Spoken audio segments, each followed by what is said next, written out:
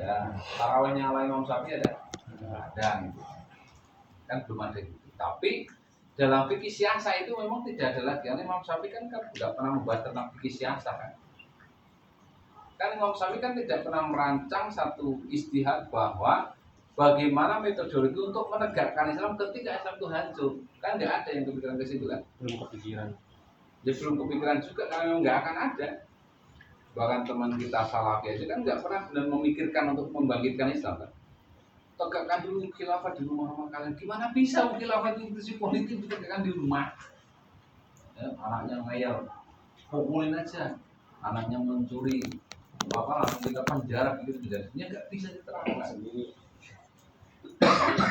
Jadi artinya karena adalah fikih siasah. Sementara siasah dalam pandangan Islam itu siasah ini sesungguhnya adalah hukum syara yang paling tinggi. Ya. Makanya kemudian kenapa disebut asyasah, sasa ya susu siasatan itu adalah riayah sunil umat, mengatur dan memelihara urusan umat. Paling tingginya itu begitu. Kita bahas misalkan gitu, persoalan dakwah tauhid lah ini. Kita kan dicela kalau kita nggak pernah membahas masalah tauhid. Ya. Orang mendakwakan tauhid misalnya, tiap hari orang yang syirik, kekuburan syirik, pokoknya didakwai. Setiap saat dia melakukan kesyirikan, setiap hari dia melakukan kesyirikan, setiap saat dia dikonter dengan dakwah. Tapi kemudian kesyirikan itu dilegalkan oleh penguasa wilayah itu, kayak di Solo tuh ya. Di Solo tuh ada yang melarang kepala kerbau kan ketika mau haram, surok. Di Jogja ada namanya melarung si Kebo Slamet itu.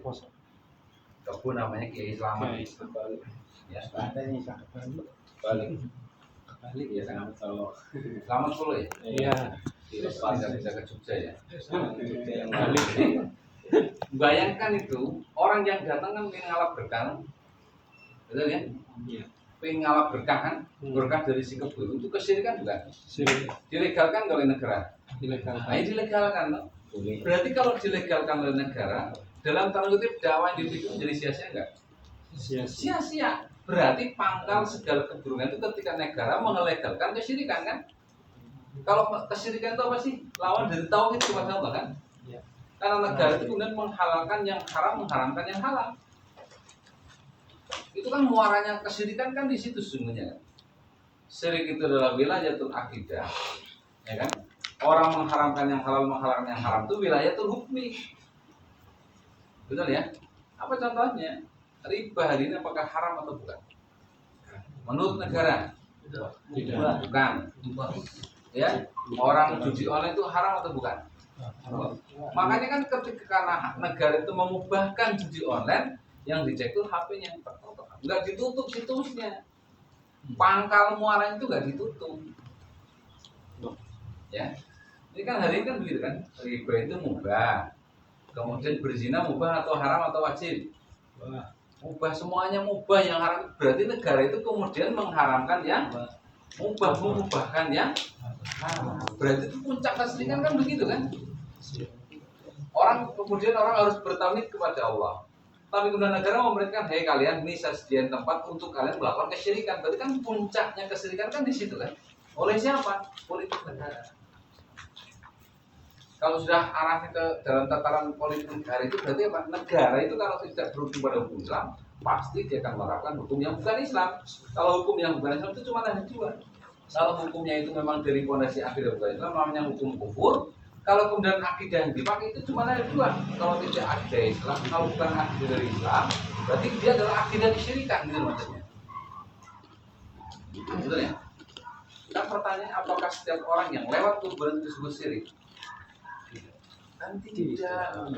Dia membersihin kuburan tersebut, mendatangi kubur itu adalah syirik, kan salah kaprah itu maksudnya. Nah, berarti kemudian di sini puncaknya segala kesyirikan itu ketika negara itu melegalkannya, itu maksud saya. Ya, balap motor GP di mana? Mandalika Lombok ya. Mandalika, ada namanya pawang hujan, keliling-keliling kuning-kuning. Itu dilegalkan oleh negara. Berarti yang memerintahkan bukan rakyat itu silahkan melakukan. Jadi artinya di situ kemudian politik sekali lagi adalah paling tinggi. Maka para ulama itu kemudian mewujudkan institusi politik adalah tajul furud, mahkotanya sebuah kewajiban. Orang hari ini kalau teman-teman punya anak susah sholat ya, suruh sholat benar bentar. Karena trennya anak sekarang itu kan sebuah apa? Lebih mementingkan dunia yang lain daripada orang di dekatnya. Kemarin anak saya itu ketika pulang ke sekolah itu saya marah itu. Saya marah itu. Udah kita nyoba mantuk, yang di depan kan anak yang laki nggak mau ngobrol itu. Tujuannya supaya saya ada teman ngobrol, kemudian saya tidak. Coba kalau kita ngantuk, mati semua kan kalau kecelakaan. Kalau nunggu begitu saya bilang gitu. Kamu pengen mati saya bilang gitu. Baru dia mikir, coba kamu selama ini kalau selama naik mobil malah asik main HP. Kamu ngomong dengan dunia luar nih, ketika kamu celaka siapa yang nolongin? Temenmu yang jauh di Serang, temenmu yang di Tangerang, temenmu yang di mana? Ngomong gitu. Habis ngomong gitu saya nggak ngantuk gitu. Dengan terungkapkan anaknya. Tapi mau kali-kali mau harus begitu. Karena trennya sekarang anak itu kan sebuah dia dekat dengan orang luar sana dengan online, tapi nggak dekat dengan orang tuanya. Dan itu teman-teman saya yakin merasakan itu. Semuanya itu saya kira udah anak-anak juga. Udah waktunya berubah gitu loh. Makanya kalau pengen kita ini kalau kali-kali pas HS HP di depan semua ini artinya ngambilnya kan tadi kan yang punya katanya Sobi itu harus di depan paling depan itu. Nah itu maksud saya adalah ini kan kondisi yang kemudian berubah gitu ya, berubah dari sebuah aktivitas politik karena nggak ada pembatasan lagi. Dunia kita itu sudah berbeda dengan dunia masa. Orang yang dekat begini aja yang dipegang apa? Yang dekat begini bukan orangnya, HP-nya. Kalau zaman saya sekolah dulu nih yang tukang dongeng cerita, pandai cerita mama, kita melongo semua tuh jadi gitu. Nah kalau sekarang, aja kan malah mainan. Wih ditunggu, padahal dari sebelahnya. Wih sebelahnya.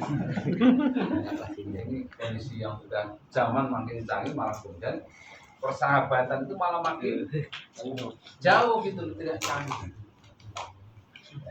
Nah ini saya sampaikan bahwa orang yang tidak sholat hari pun kan kita nggak bisa ngapa-ngapain. Tapi kalau negara kemudian mewajibkan apa yang Allah wajibkan, sholat semuanya wajib, yang tidak sholat jatuhkan hukuman. Bisa nggak kemudian itu dilakukan? Bisa. Kenapa nggak bisa? Karena nggak mau sih bisa menerapkan. Anak kita nggak sholat, kita bisa paksa dia kan hanya sebatas ngomong kencang paling itu kan dia. Nggak bisa kita hukumi dia. Ya kan kalau menghukumi anaknya nggak sholat, penjara kita yang di penjara. Kenapa masuk penjara? Anak saya hukum, saya pendungin. Nah iya kan gitu kan yang di penjara sono aneh. Ditanya penjara kasus perzinahan, kasus perampokan, kasus pembunuhan itu kan. Yang di penjara yang paling dibenci oleh para penjara orang di penjara itu apa juga? Kasus pemerkosaan terhadap saudara kandung itu paling dibenci semuanya. Itu paling kalau itu tukang perkosaan dihabisi di penjara itu. Tapi kalau kasus apa yang kamu di penjara membunuh orang, sama-sama kita punya teman sama-sama membunuh begitu bisa dia. Tapi kalau sudah perkosaan, apalagi pencabulan orang tua mencabuli anaknya, wah dihabisi di situ. Dibalsemin itu kemaluannya sama orang yang Sambal. Nah ya, bahasa kita tuh masih mendingan saya nyolong motor daripada dengan cabul itu bahasa ditangi. Ya, jadi puncaknya adalah Asia tidak Asia. Sekta itu konsennya di sini. Kalau apakah dalam masalah fikih itu kemudian sekta itu berdiri sendiri tidak? Yang saya amati itu beliau itu malah seperti Imam Syafi'i. Kalau teman-teman misalkan mau ngobrol dengan kiai atau ulama, siapapun ustadz yang memang pengalaman mendalami Imam Syafi'i mazhab itu pasti akan ketemu 3 hal di sana. Ya. Yang pertama adalah tahqiqul manat, pendalaman fakta. Kemudian yang kedua apa? Setelah makna itu apa? Fakta itu kemudian ditahqiq, kemudian apa? Dia ada namanya masdarul hukmi. Rujukan ilmunya itu apa? Ya, baru kemudian membuat satu kesimpulan hukum. 3 itu. Dan metode ini dipakai oleh Syaitaki. Maka kalau ditanya apakah Syaitaki itu merujuk kepada metode Imam Syafi'i, merujuk kepada metodenya Imam Syafi'i. Kan kita dalam masyarakat kan ada istilah maklumatun sabiqah, informasi sebelumnya. Informasi sebelumnya itu apa sih? Untuk mendalami fakta, untuk menghukumi. Maka jangan kemudian menghukumi tanpa adanya ilmu, tanpa adanya faktanya. Fakta nggak ada kok dihukumi. Orang yang kunut katakan hukumnya dalam bid'ah kan kacau kalimat. Orang yang kunut kan yang ditanya itu orangnya. Kunut subuh itu bid'ah atau bukan? Itu mungkin masuk akal karena kunut. Ya kan? Dalam arti kalau kunut subuh itu kan berarti wajib untuk ditinggalkan kalau itu hukum bid'ah, konsekuensi hukumnya. Orang yang kunut bid'ah. Dan giliran sholat di belakang alur kita boleh sah sholatnya gimana? Ditanya. Imamnya dia ngajak ke neraka dengan bid'ahnya, kita di belakangnya malah boleh sholat di belakangnya. Berarti kita dipimpin oleh seorang imam yang mengajak kepada neraka. Itu kan dianggapnya sah, kan kacau. Berarti di situ karena memang tidak mendapatkan maklumat sabiqah. Kesimpulannya pasti salah. Gitu. Contoh yang lain, kalau teman-teman baca bukunya dikarang oleh Ustaz Yazid Jawas yang kemarin meninggal itu ada tuh. Di Sultan ini kan kelompok yang sesat. Ini nomor berapa itu kemarin? 21 atau 22 itu. Kenapa dikatakan sesat? Karena mengedepankan akal. Ya, jadi kalau Mu'tazilah akal. Padahal Mu'tazilah itu kan membahas akal itu kan kebablasan gitu. Nah, dalam prinsip dasar Mu'tazilah yang ketiga itu ada namanya manzilah baina manzilatain. Jadi yaumul kiamat itu nanti ada dua tempat. Ada satu tempat al-manzilah baina manzilatain. Tempat di antara dua tempat ini surga dan neraka itu ada namanya tempat. Tempat itu disebutkan sebagai benteng Al-A'raf, maka kemudian surat Al-A'raf. Orang yang ada di tempat ini ketika dia melihat ke dalam surga, dia ingin masuk surga, tapi amalannya amalan neraka. Ketika ia melihat neraka, dia nggak mau kemudian masuk neraka, tapi dia memiliki amalan surga yang tidak cukup, kemudian dia masuk ke dalam surga.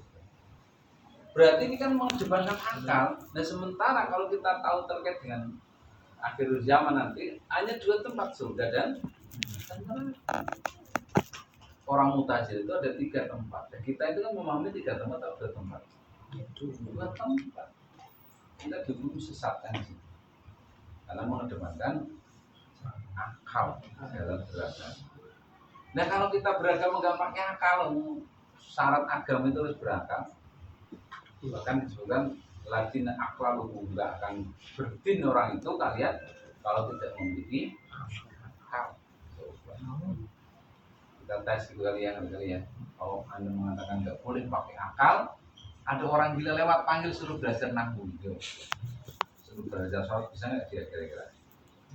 Nggak bisa, akalnya nggak ada, akal nggak sempurna. Bagaimana bisa? Ya, maka dari sini kemudian saya ingin katakan bahwa secara usul sebenarnya pakai metode Imam Syafi'i. Kalau teman buka kitab di Nidhaul Istimewa itu bahkan wudu bersentuhan, ya bersentuhan itu batal itu. Batal wudunya. Nanti coba dibuka ya di kitab Nidhaul Istimewa. Ya, menyentuh itu batal. Sudah sama dengan makolahnya Imam Syafi'i. Tapi kita memang tidak disebut bermazhab, ya. Tapi kita memiliki pendapat politik atau sudut pandang politik yang Imam Syafi'i, Imam Malik, Imam Ahmad bin Hanbal, dan Imam Abu Hanifah gak pernah kemudian berpikir sampai ke level itu. Ya, bagaimana mau berpikir sampai level bagaimana metode untuk menegakkan khilafah? Lawang mereka hidup dalam sistem khilafah kan gitu. Betul ya? Nah kita ini hidup dalam sistem yang bukan Islam, makanya kemudian kita berpikir metode untuk menegakkan. Gitu ya. Baik, yang kedua, pertanyaan kedua, 3 pertanyaan.